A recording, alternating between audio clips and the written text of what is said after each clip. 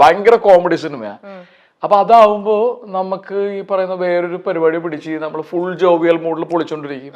അൽത്താഫാണ് director എന്നൊക്കെ പറഞ്ഞ് സംശയത്തിലേക്ക് വരുമ്പോ ഇതിന്റെ പ്രൊട്ടാഗണിസ്റ്റ് ആണ് ഞാൻ, അല്ലെങ്കിൽ ഇപ്പൊ ഷറഫ് ഉണ്ട്, അങ്ങനെയൊക്കെ ഉണ്ട്. പക്ഷെ ഈ പറയുന്ന പോലെ അപ്പോ പിന്നെ സംശയം എന്നെ സംബന്ധിച്ച് ഒരുപാട് കാര്യങ്ങൾ കൊണ്ട് ഭയങ്കര പ്രിയപ്പെട്ടാണ്. എനിക്ക് ഭയങ്കര പ്രഷ്യസ് ആണ് സിനിമ.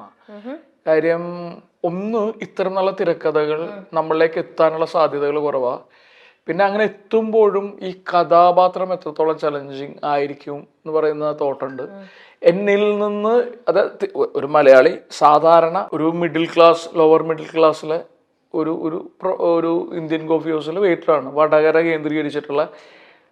പക്ഷെ എന്നിരുന്നാലും ഇയാളുടെ ക്യാരക്ടറിസ്റ്റിക്സ് ഉണ്ടല്ലോ, ഇയാളുടെ ഡാർക്ക് സ്കിന്നും ഇയാളുടെ പല്ലും ഇയാളുടെ നടപ്പും ഇരിപ്പും ഇയാളുടെ ബാക്ക് സ്റ്റോറി ഒക്കെ എന്നെ സംബന്ധിച്ച് ഭയങ്കര ഇൻട്രസ്റ്റിംഗ് ആണ്. ഇത് ഭയങ്കര വെൽ റിട്ടൺ ആയിട്ടുള്ള സ്ക്രീൻ പ്ലേ ആണ്. പിന്നെ ഈ ക്യാരക്ടർ അങ്ങനെ ഭയങ്കര പ്രൊആക്റ്റീവ് അല്ല,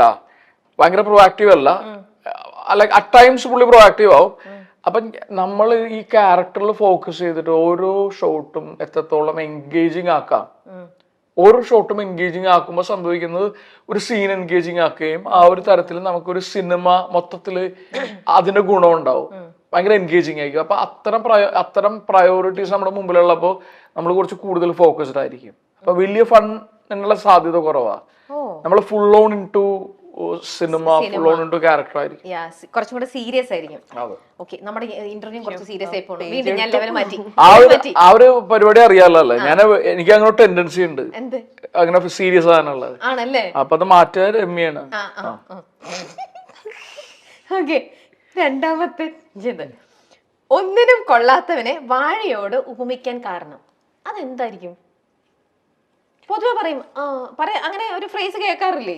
വാഴയെ കൊണ്ട് കുറെ ഉപകാരങ്ങൾ ഉള്ളത് കൊണ്ടായിരിക്കും. അല്ല, ഒന്നിനും കൊള്ളാത്തവനെയോ? വാഴയുടെ ഒരു പരിപാടി എനിക്ക് തോന്നുന്നത് എന്താന്ന് വെച്ച് കഴിഞ്ഞാല് എന്താ തമാശയൊന്നും ഇല്ല, ഇതില് ബലമില്ലല്ലോ. ശ്രദ്ധിച്ചിട്ടുണ്ടോ? തെങ്ങേന്ന് വിളിക്കാൻ പറ്റില്ലല്ലോ. വാഴ നമ്മളൊരു കത്തിയെടുത്തിട്ട് ഒരു വീശി കഴിഞ്ഞാൽ വാഴ തീർന്നു. അത്രയ്ക്ക് ഡെലിക്കേറ്റ് ആണ്. അപ്പൊ ഈ പഴം തരുന്നു അല്ലെങ്കിൽ പിണ്ടി തരുന്നു എന്നൊക്കെ ഉള്ളതിന്റെ അപ്പുറത്തേക്ക് ഒട്ടും സ്ട്രെങ്ത് ഇല്ല. പഴം ഉപയോഗിക്കാറുണ്ട്. അവനൊരു പഴോട് വാഴയാണെന്നോ? അപ്പൂസിനെ ഞാനിപ്പൊ പറയുന്നില്ല, ഇന്റർവ്യൂ മുഴുവൻ കഴിഞ്ഞിട്ട് അപ്പൂസ് പഴമാണോ വാഴയാണെന്ന് ഞാൻ പറയും.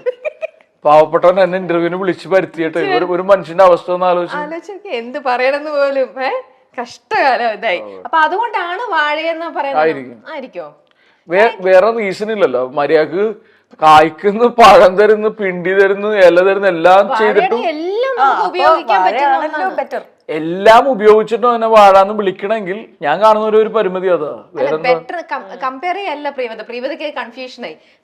കമ്പയർ ചെയ്യല്ല നമ്മള്, ഇവനൊരു വാഴയാണെന്ന് പറഞ്ഞാൽ അങ്ങനെ ഞാൻ ഉദ്ദേശിച്ചത് എന്താണെന്നറിയോ, നിന്നെക്കാളും ബെറ്റർ ഒരു വാഴ നടന്നു. അങ്ങനെയല്ല, അല്ല അത് തെങ്ങാണ്, 18 വട്ട തെങ്ങ്. വാഴയും പറയും അല്ലേ? വാഴയും പറയാറുണ്ട്. ഇതിന് പകരം ഒരു 10 വാഴ വെച്ചിരുന്നു. അത് ബ്രൂട്ടൽ ഇൻസൾട്ട് ആണ്. തെങ്ങ് പിന്നെ അവിടെ നിന്ന് കുറെ നാൾ കായ്ച്ച് അങ്ങനെ ഒരു റെഗുലർ ഇൻവെസ്റ്റ്മെന്റ് ഉണ്ടാവുമല്ലോ. അപ്പൂസ് എന്താ പറയാനുള്ളതെന്ന് വെച്ചാൽ പറ. അതിന്റെ ഇടയിൽ കയ്യും കാലം കാണിക്കുകയാണ്. ഫൺ മറ്റേ കടയിൽ നിന്ന് വാങ്ങിട്ട് വരാൻ പറ്റുമോ? ഇത് സംഭവിക്കണ്ടാണ് മോനെ. ഫണ്ണ് അവന് എഴുതി വെച്ച ഈ പരിപാടികളൊക്കെ വെച്ചിട്ട് ഇത്ര ഫണ്ട് ഉണ്ടാവുള്ളൂ എന്ന് പറഞ്ഞാൽ കിട്ടോ? ഇപ്പൊ നമ്മള് സിനിമയിൽ അഭിനയിക്കാൻ പോകുമ്പോ എങ്ങനെയാണ്? അതായത് തിരക്കഥയിൽ തമാശ ഉണ്ടാവും, സീനിൽ തമാശ ഉണ്ടാവും, ഡയലോഗിൽ തമാശ ഉണ്ടാവും. അപ്പൊ നമ്മൾ ആക്ടേഴ്സ് വരുമ്പോ തമാശയാവും. അല്ലാണ്ട് നമ്മള് വീട്ടിൽ നിന്ന് കൊണ്ടുപോകുന്നല്ല തമാശ. അവൻ എഴുതുന്ന നിലവാരം കുറഞ്ഞ പരിപാടികളാണ്, എന്നിട്ട് അതിലും നമ്മൾ തമാശ ഉണ്ടാക്കണം. സോറി, നടക്കില്ല. ഞാൻ നോക്കി, അതായത് രമ്യയുടെ ഫോക്കസ് കളയണ അതിന്റെ പിറകുന്ന കയ്യും കലാശോ എന്താ മോനെ ഇത്?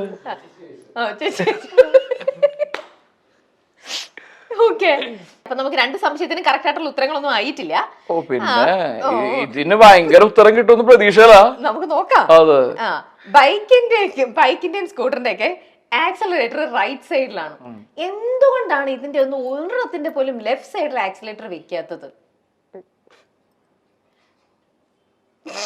ഇതിപ്പോ എന്റെ കുഴപ്പമാണോ?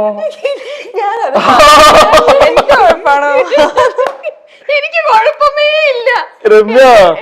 രമ്യക്ക് ഒരു വില ഉണ്ടായിരുന്നില്ലേ? ആ ഡാൻസ് സ്കൂളൊക്കെ പൂട്ടുകൂട്ടാ. അയ്യോ അങ്ങനെ പറയല്ലേ. അല്ല ഡാൻസ് സ്കൂളിലെ പിള്ളേരുടെ അമ്മമാര് കാണുമ്പോ ഡാൻസ് സ്കൂള് ഡാൻസ് പഠിപ്പിക്കുന്ന ടീച്ചർ ഇതാണ് പരിപാടി, ഇത്തരം ചോദ്യങ്ങളൊക്കെ ചോദിക്കുന്നു എന്ന് പറഞ്ഞാലേ അപ്പൂസിന് നഷ്ടപ്പെടാൻ ഒന്നുമില്ല. കണ്ട അപ്പൂസ, ഞാൻ ഈ ഒരു ഇത് എടുത്തത് 8ന്റെ മണിയായി പോയി. എന്തായാലും അതാണ് ഈ ഓക്വേർഡ് ഇന്റർവ്യൂ. ഇതിനും അങ്ങനത്തെ ഒരു പരിപാടി നമുക്ക് കണ്ടുപിടിക്കാം. നമ്മൾ കൂടുതൽ റൈറ്റ് ഹാൻഡേഴ്സ് അല്ലേ, നമ്മൾ കൂടുതലും റൈറ്റ് ഹാൻഡ്, ലെഫ്റ്റ് ഹാൻഡേഴ്സ് കുറവല്ലേ? പക്ഷെ അതിൽ അപ്പോസിന്റെ ചോദ്യം ഞാനും ഇത് തന്നെ പറഞ്ഞ് ആർഗ്യൂ ചെയ്തു. അപ്പൊ ചില ആൾക്കാര് അപ്പൊ ലെഫ്റ്റ് ഹാൻഡ് ആയിട്ടുള്ള ആൾക്കാരില്ലേ, അങ്ങനെയാണെങ്കിൽ അവരെ കേറ്റർ ചെയ്തുകൊണ്ട് ലെഫ്റ്റ് ഹാൻഡിലും ആക്സിലേറ്റർ വെക്കണ്ടേ? എല്ലാവരും ഇപ്പം മെജോറിറ്റി റൈറ്റ് ആണ്. പക്ഷേ നമ്മൾ ലോജിക്കലി ആലോചിക്കുമ്പോൾ ലെഫ്റ്റ് ഹാൻഡ് ആയിട്ടുള്ള ആൾക്കാരുണ്ട്, അപ്പൊ അവർക്ക് കൂടുതലും കംഫർട്ടബിൾ ലെഫ്റ്റ് ആണ്. അല്ല അവര് സഹിക്കട്ടെ എന്ന് വെച്ചിട്ടുണ്ടാവും, കുറച്ച് പേരല്ലേ ഉള്ളൂ. അപ്പൊ തൽക്കാലം മെജോറിറ്റി ആയിട്ട് പോവാം നമുക്ക്. അടുത്ത വണ്ടി, അടുത്തതിലേക്ക് കയറാം അല്ലേ.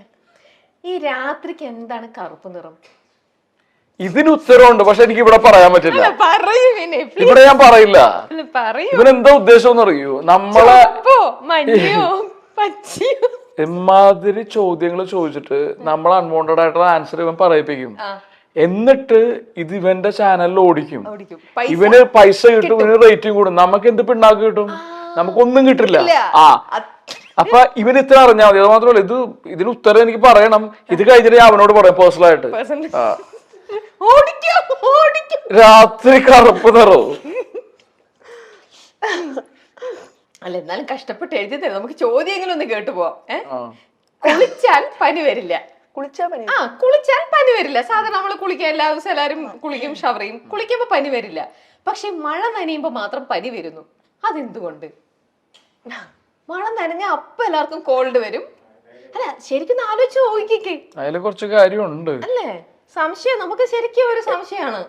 എല്ലാവർക്കും അല്ലേ? ഇപ്പൊ നമ്മളെ മഴ നനഞ്ഞ നമുക്ക് പനി വരണോന്നില്ല, അങ്ങനെയല്ല. എന്നാലും ചില ആൾക്കാർ ഓക്കെ മഴ നനഞ്ഞു, ഓക്കെ ഇവന് മഴ നനയാന്റെ പനിയാണ് ഫുൾ ടൈം. അപ്പോസിറ്റ് അപ്പൊ വിളിച്ചു കഴിഞ്ഞാൽ ഹോസ്പിറ്റലിലാവും, ബ്ലഡ് പ്രഷർ പ്രശ്നമാവും. ചോദ്യം എഴുതി ഉണ്ടാക്കി എങ്ങനെ പ്രഷർ കൂടാതിരിക്കും? അല്ല ചോദ്യം ഉണ്ടാക്കി ഒന്ന്, അവിടെ ധൈര്യവന്റെ ഈ ചോദ്യം അത് നിങ്ങളോട് അവതരിപ്പിച്ചു 1, 2. ഇതെല്ലാം കഴിഞ്ഞിട്ട് ഒരു സിനിമ പ്രൊമോട്ട് ചെയ്യാൻ വന്നിരിക്കുന്ന എന്നോടും പ്രിയനോടും ഈ സംശയങ്ങൾ, ഞാനത് വാക്ക് ഫിൽ ചെയ്യുന്നില്ല. ജീവിതത്തിലുള്ള സംശയങ്ങളാണ് ഈ ചോദ്യം. അയ്യോ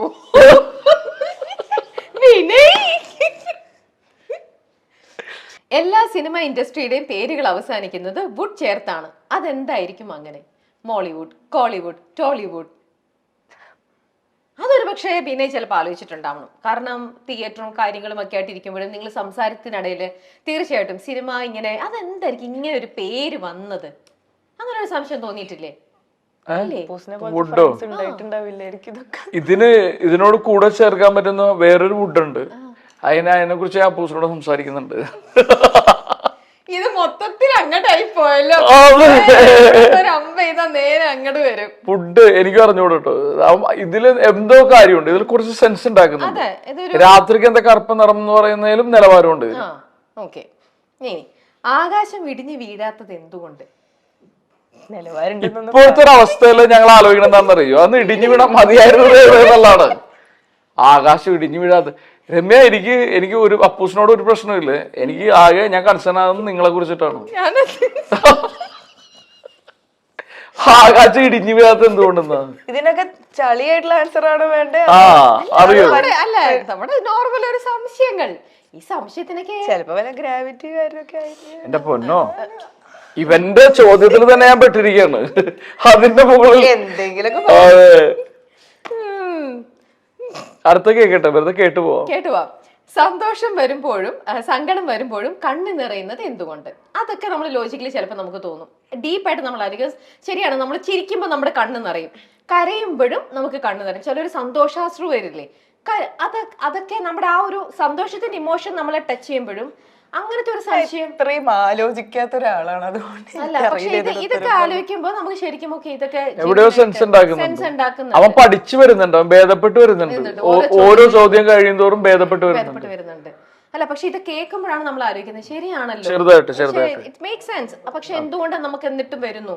ആ രണ്ടും എക്സ്ട്രീം ഇമോഷൻ ആണ്.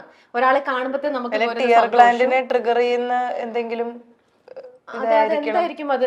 സന്തോഷം വരുമ്പോ നമ്മുടെ മനസ്സൊക്കെ മൊത്തം ഹാപ്പിനെസ് ആണല്ലോ, മറ്റേത് സങ്കടം ഇതല്ലേ. അപ്പൊ എന്നിട്ടും കണ്ണ് നിറയുന്നല്ലോ എന്നുള്ളതില് ഒരു ഇതാണ്. അതില് ഭയങ്കര ഫൺ ഉണ്ടായില്ലേ. ആണല്ലേ? അടുത്തേക്ക് പോവാം. അടുത്തേക്ക് പോകുന്നതിന് പിന്നെ നമുക്ക് കുറച്ചൊരു സംശയത്തെ കുറിച്ച് സംസാരിച്ചു അതിനാ വേണ്ടിട്ടാ വന്നത്. ഓക്കെ, അപ്പൊ നമ്മുടെ ഷറഫുദ്ദീൻ ഇന്നിപ്പോ വരും എന്നൊക്കെ പറഞ്ഞിട്ട് പക്ഷെ ഷറഫിനെ കണ്ടില്ല. ഓക്കെ, പക്ഷെ നിങ്ങൾ ഒരുമിച്ച് അവിടെ ഉള്ള ആ ഒരു കോമ്പിനേഷനും ആ ഷൂട്ടിങ്ങിന്റെ അവിടുത്തെ വിശേഷങ്ങൾ അതൊക്കെ ഒന്ന് പറയൂ വിനയ്. ഞാനും ഷറഫും കൂടെ ചെയ്യുന്ന 4ാമത്തെ സിനിമ സംശയം. അപ്പോ ഞാൻ ചോദിച്ചോട്ടെ, നിങ്ങൾ രണ്ടുപേരും ഭയങ്കര ഇതുപോലെ നല്ല ഹ്യൂമർ സെൻസ്, നല്ല കൗണ്ടർ പറയുന്ന ആൾക്കാർ. അപ്പൊ ടേക്ക് എടുക്കുമ്പോഴേക്ക് ഒരാളുടെ ഡയലോഗ് വരുമ്പോൾ നിങ്ങൾ നല്ല വൈബാണല്ലോ, നല്ല ഫ്രണ്ട്ലി ആണല്ലോ. അപ്പം നിങ്ങൾ ആ തമാശ ആയിട്ട് അങ്ങനെയൊക്കെ നിങ്ങൾക്ക് ചിരിച്ച് അങ്ങനത്തെ ഒരു സീക്വൻസ് ഒക്കെ ഈ ഒരു ഷൂട്ടിങ്ങിനിടയിൽ പോയിട്ടുണ്ടാവും? ഇതില് നമുക്ക് ഈ പറയുന്ന ഇതില് അങ്ങനെ ഇത് ഭയങ്കര ലൗഡ് കോമഡി പടമല്ല. ഷറഫ് പ്രൊഡ്യൂസ് ചെയ്തൊരു സിനിമയുണ്ട് പെറ്റ് ഡിറ്റക്റ്റീവ് എന്ന് പറഞ്ഞിട്ട്, അതിൽ ഞാനും അഭിനയിച്ചിട്ടുണ്ട്. അത് നടക്കുമ്പോ ഇത് നടക്കുമായിരുന്നു. അയാൾ എന്തെങ്കിലും പറയുമ്പോ നമ്മൾ പറയും എങ്കിൽ ഞാൻ ഇങ്ങനെ പറയാം, എങ്കിൽ താൻ ഇങ്ങനെ പറയാം, ഇങ്ങനെ പറ, എങ്കിൽ താൻ ഇങ്ങനെ ചെയ്യും എന്നിട്ട് അതിലൊക്കെ ആയിരുന്നു. ഇത് എന്താ, ഇത് ഭയങ്കര റൂട്ടഡ് പരിപാടിയാണ് മറ്റേ രമ്യ. ഇത് അതായത് ഇതിന്റെ ആത്യന്തികമായിട്ട് ഇത് ഭയങ്കര എൻഗേജിങ് ആയിട്ടുള്ള, ഭയങ്കര എന്റർടൈനിങ് ആയിട്ടുള്ള ഒരു ഫീൽ ഗുഡ് ഫാമിലി എന്റർടൈനർ ആണ്. അറ്റ് ദ സെയിം ടൈം ഇത് ഭയങ്കര വെൽ റിട്ടൺ ആണ്. ഈ കഥാപാത്രത്തിന് പറയാൻ പറ്റുന്ന തമാശകളെ ഇയാൾ പറയുള്ളൂ. ഇയാൾ ചെയ്യുന്ന കാര്യങ്ങളിൽ കൂടെയൊക്കെയുള്ള കുഞ്ഞു കുഞ്ഞു തമാശകളാണ് ഈ സിനിമയില്.